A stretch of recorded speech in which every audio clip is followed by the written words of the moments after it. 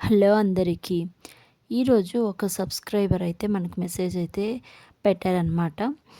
ఏమని పెట్టారంటే, మేడం నేను ట్యూషన్ చెప్పాలనుకుంటున్నాను, కానీ మా ఇంటి ఓనర్ కూడా ట్యూషన్ తీసుకుంటున్నారు, నేను ఏం చేయాలి అనేసి వాళ్ళు మెసేజ్ అయితే చేశారు మనకి ఒక వీడియో కింద. సో ఈ సమస్య చాలామందికి ఉంటుందండి. ఒకే ఏరియాలో ఇప్పటికే ట్యూషన్ ఉంటే మనం స్టార్ట్ చేయాలా వద్దా? ఈ వీడియో చివరి వరకు చూడండి, ఓకేనా? మీకు అర్థమవుతుందనమాట. మొదట ఒక విషయం అయితే గుర్తుంచుకోండి. ఒకే ఏరియాలో ఒక ట్యూషన్ ఉందని ఇంకో ట్యూషన్ ఉండకూడదని ఏం రూల్ లేదు కదా. ఒకే ఊళ్ళో 5 టీచర్లు ఉంటారు కదా, ఒకే రోడ్లో 2 మెడికల్ షాపులు ఉంటాయి. అలాగే ట్యూషన్లు కూడా ఉండొచ్చు, ఏం ప్రాబ్లం లేదు.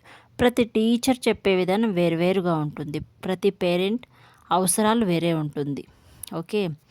నెక్స్ట్, మీ ఓనర్తో గొడవ పెట్టుకోవాల్సిన అవసరం అస్సలు లేదండి. వాళ్ళ గురించి నెగిటివ్గా అస్సలు మాట్లాడకండి. మీ పని మీరు చేసుకోండి అంతే. మీ బోధన బాగా ఉంటే, మీ టీచింగ్ బాగా ఉంటే పిల్లల మార్పు కనిపిస్తుంది.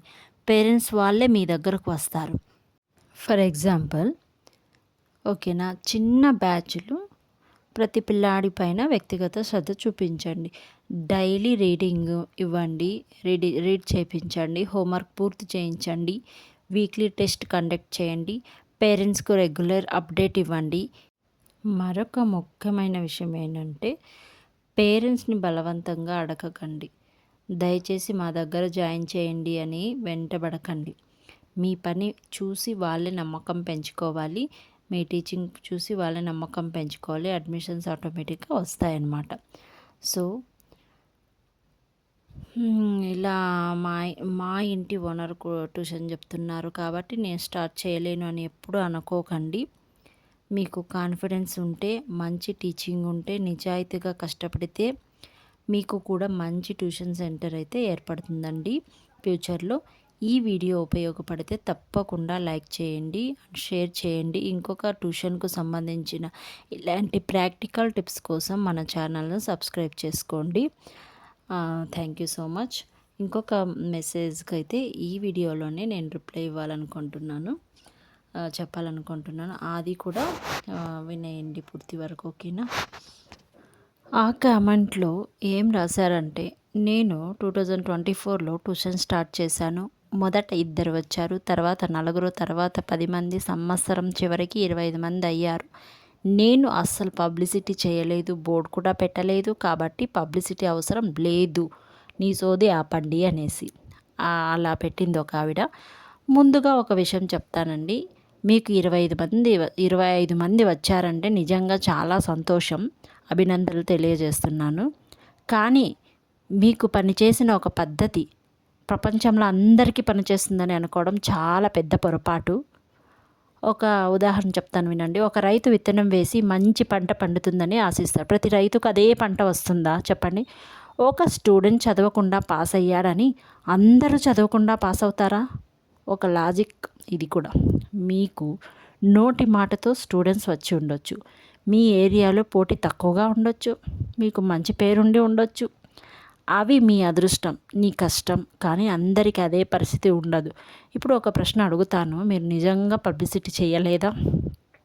మీ స్టూడెంట్స్ వాళ్ళ ఫ్రెండ్స్కి చెప్పారు కదా, పేరెంట్స్ ఇంకో పేరెంట్స్కి చెప్పారు కదా, అది కూడా ఒక రకమైన పబ్లిసిటీనే కదా. దానికి మనం ఒక పేరు పెడతాం కదా, వర్డ్ ఆఫ్ మౌత్ మార్కెటింగ్. అంటే మీరు డబ్బు పెట్టి చేయలేదు అంతే, కానీ ప్రచారం మాత్రం జరిగింది.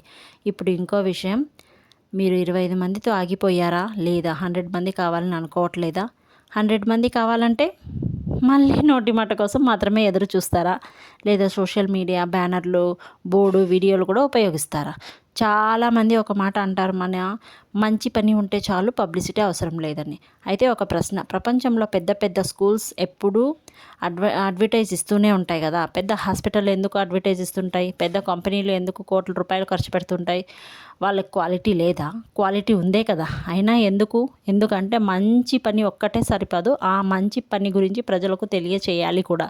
ఇంకో ఉదాహరణ చెప్తాను. ఒక ఊరిలో 2 టీచర్లు ఉన్నారు. ఒకరు చాలా బాగా చెప్తారు, కానీ బయట ఎవ్వరికీ తెలియదు. మరొకరు బాగా చెప్పరు, అదే సమయంలో సోషల్ మీడియాలో కూడా యాక్టివ్గా ఉంటారు.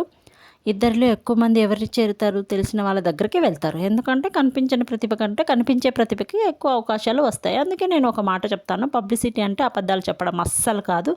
అది అతిశయోక్తి అస్సలు కానే కాదు. జనాలను మోసం చేయడం కాదు. మీ పని నిజాయితీగా చూపించడం అంతే. ఓకేనా? వాళ్ళు రిక్వెస్ట్ చేస్తున్నారు, సోది చెప్తున్నారు అని అనడం సరైనది అస్సలు కాదు. ప్రతి ఒక్కరి పరిస్థితి వేరుగా ఉంటుంది. ప్రతి ఒక్కరు ఎవరికి కొత్తగా ట్యూషన్ బదులైతే వాళ్ళ గురించి ప్రజలు ఎలా తెలుస్తుంది, చెప్పకపోతే ఎలా తెలుస్తుంది? ఓకే, చెప్తేనే కదా తెలిసేది. ఒక విషయం గుర్తుంచుకోండి, అవకాశాలు వచ్చేవాళ్ళు ఒకరు అవకాశం సృష్టించుకునే వాళ్ళు, ఇంకొకరు పబ్లిసిటీ అనేది అవకాశం సృష్టించే సాధనం. అర్థమైంది కదా? చివరిగా ఒక మాట, మీకు 25 మంది వచ్చారని పబ్లిసిటీ అవసరం లేదని చెప్పడం మీ అనుభవం, కానీ 1,00,000 మంది అందరూ అదే చేయాలని చెప్పడం మాత్రం సరైన సలహా కాదు. ఎందుకంటే ప్రతి ఏరియా ఒకేలా ఉండదు, ప్రతి టీచర్ ఒకేలా ఉండరు, ప్రతి పరిస్థితి ఒకేలా ఉండదు. కాబట్టి నా చివరి మెసేజ్, క్వాలిటీ ఉండాలి, అలాగే విజిబిలిటీ కూడా ఉండాలి. మంచిగా బోధించండి, అలాగే ప్రజలకు కూడా మీ గురించి తెలియచేయండి. మీన్స్ పేరెంట్స్కి. పని మీది, ప్రచారం కూడా మీదే. రెండు కలిసినప్పుడే ఎదుగుదల అనేది వెళ్తుంది. ఏమంటారు? ఈ వీడియో నచ్చితే ప్లీజ్ ఒక లైక్ వేసుకోండి. ఓకే.